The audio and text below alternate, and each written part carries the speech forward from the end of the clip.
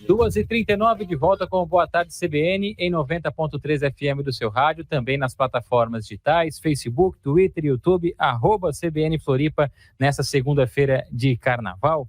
A gente dá uma pausa na folia, inclusive para tratar de um assunto sério. No início do mês nós tivemos o Dia Mundial de Combate ao Câncer, a qualquer tipo de câncer, e hoje o foco é no câncer do aparelho digestivo, porque os casos da doença cresceram 20% em todo o mundo nos últimos 10 anos. A gente já está recebendo aqui no estúdio, inclusive agradecendo a disponibilidade do cirurgião oncológico e do aparelho digestivo de Florianópolis, Danton Corrêa.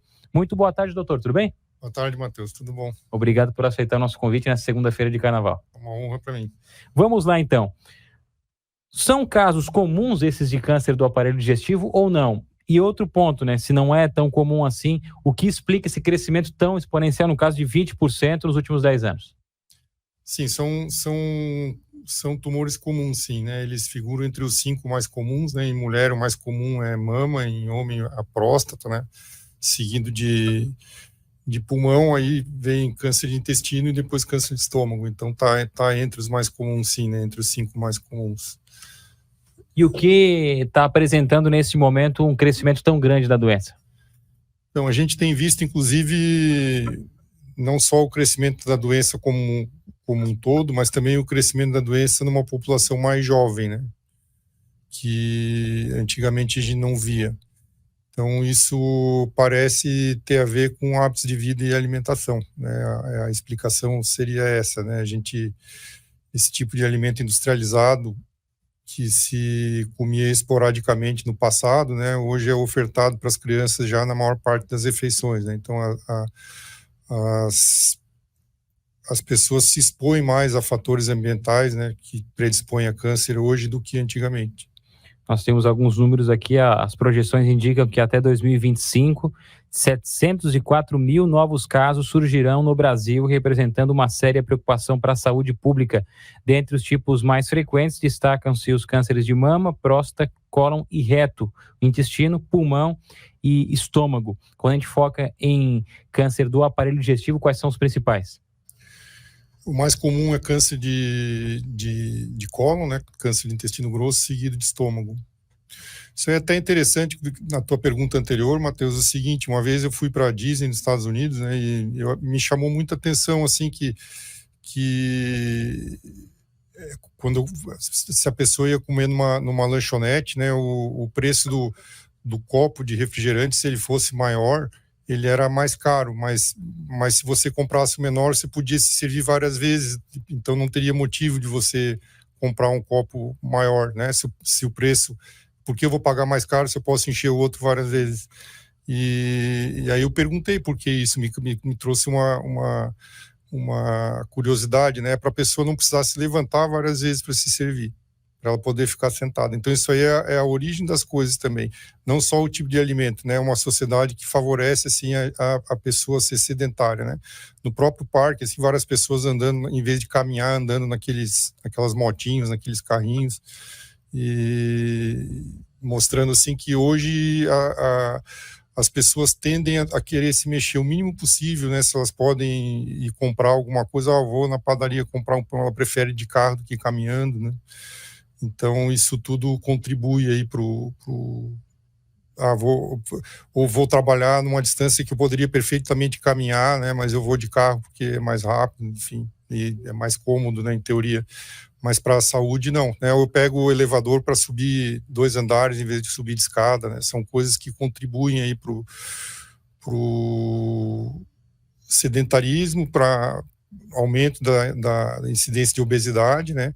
E a obesidade sendo um fator predisponente a vários tipos de câncer, mais de 15 tipos diferentes de câncer, né? Além de doenças cardiovasculares, né? E doenças articulares, doença do refluxo, enfim, né? Traz uma série de consequências, né? Essa questão do hábito, ela é interessante, porque aqui no Brasil a gente teve uma informação importante que foi entregue à população, a rotulagem nutricional, já uma lei de 2022, já está em prática. Quem vai no mercado compra o produto, ele vê lá se o produto, enfim, tem sódio demais ou algum ponto de alerta.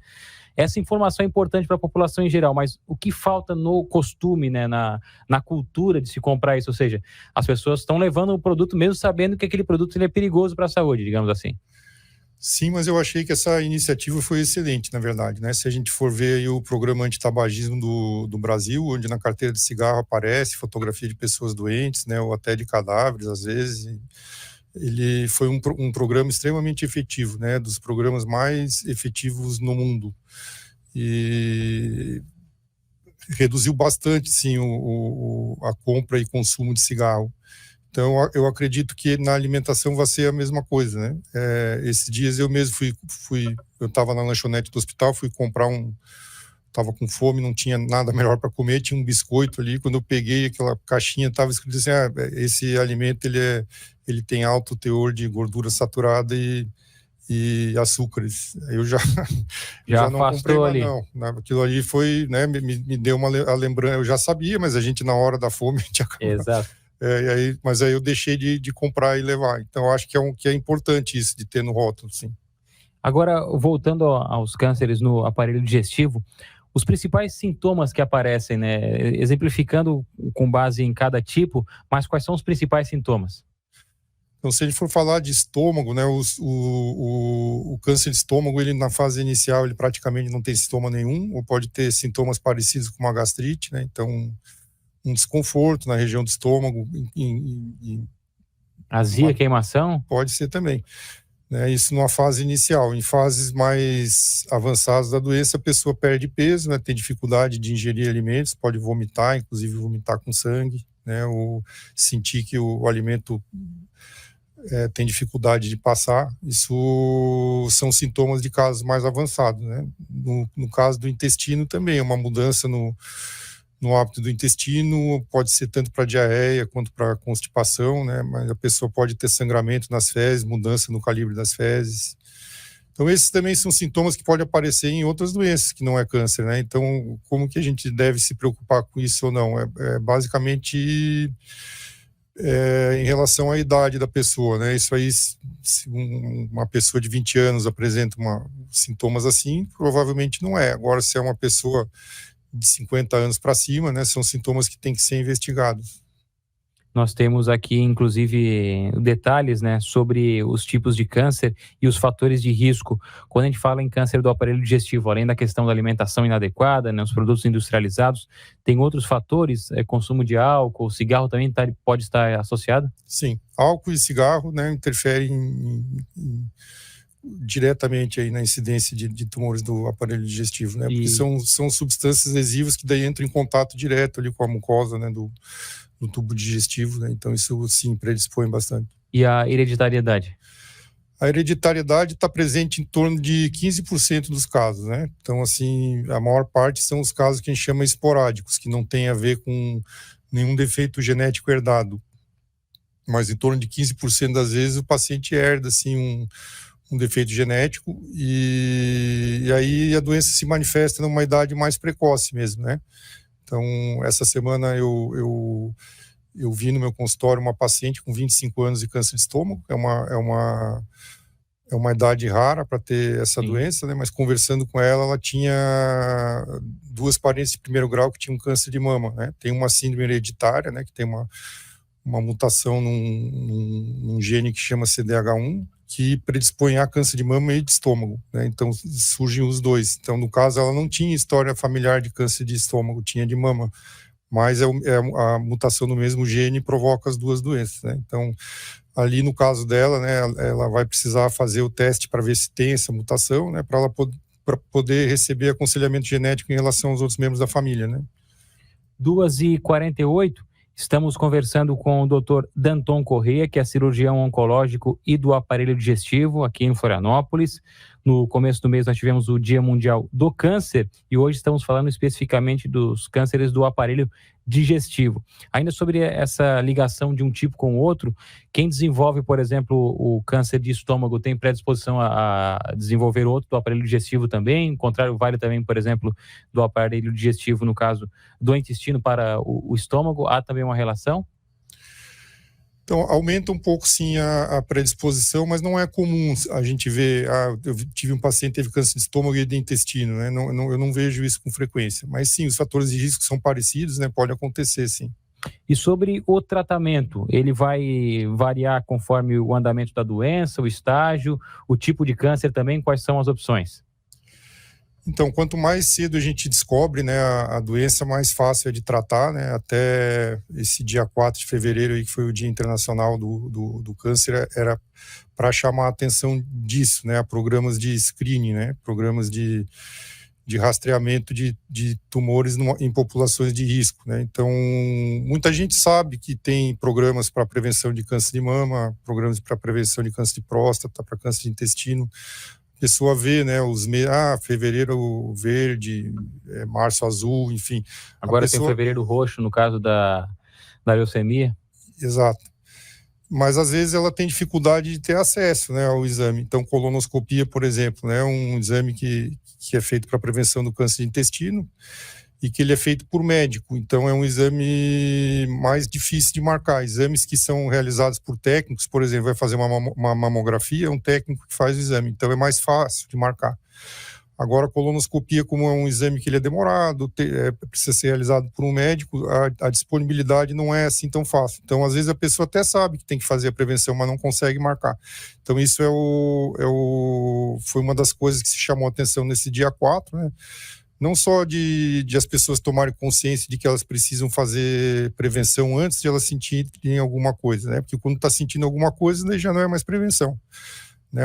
Mas a grande parte da população sabe disso, só que ela não consegue chegar, né, até o momento. A própria mamografia, né, que é um exame realizado por um técnico, que em teoria deveria ser mais rápido de fazer, né? Eu tenho uma amiga minha que esses dias me pediu uma orientação, ela estava meses na fila ali para fazer o... Não, e depois o resultado ainda tem fila para resultado da autópsia, né?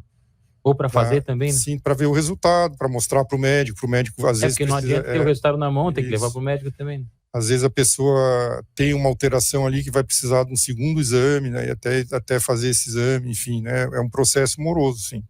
Vamos à participação dos ouvintes, pessoal que está mandando mensagem aqui no nosso WhatsApp, também pelo chat no YouTube. Participação do ouvinte. Oferecimento: Sindicato dos Médicos do Estado de Santa Catarina. Médico filiado é Sindicato Fortalecido. Separei aqui a pergunta do Daut, porque ele já faz também um histórico da família dele. Ele fala: eu receio a atuação da genética. Não tenho essa herança, mas meu filho tem por parte de mãe. Acredito que se comermos os mesmos alimentos e bebidas provocantes ao câncer, seria uma saída, no caso, ou tem alguma bebida ou comida que realmente não podemos comer? Essa é a minha pergunta. Tem algum tipo de alimento que tem que cortar de qualquer forma? No caso do álcool e do cigarro, o cigarro tem que cortar de vez, né? E o excesso, né? Porque pode ser que uma vez ou outra a pessoa coma, mas o problema acho que é todo dia, né, doutor? Exato. Né, tem alimentos que sabidamente não fazem bem, né? Essas frituras em óleo em alta temperatura, né? E principalmente essas gorduras trans, isso não tem, mesmo em pequenas quantidades, né? Mesmo que seja de vez em quando, isso não faz bem mesmo. Né? Esses alimentos que são salgados em excesso, né? Que são ricos em conservante, que conseguem ficar muito tempo fora de geladeira, né? Isso contém substâncias que são cancerígenas, sim. A gente falou aqui sobre outros tipos de câncer ali no aparelho digestivo. Tem a questão do câncer na vesícula. Esse é um pouco mais, digamos, mais difícil entre todos os outros? O câncer de vesícula ele é um câncer raro, né? Não é muito frequente, embora que, comparando com o resto da população mundial, até que no Brasil a gente tem uma incidência maior, né? Aqui no Chile. Isso parece tem a ver com a incidência também de formação de pedras na vesícula biliar, né? Dificilmente a gente vai ver um câncer de vesícula sem que a pessoa tenha pedra na vesícula. E aí o tipo de dieta que favorece, né, a formação de pedra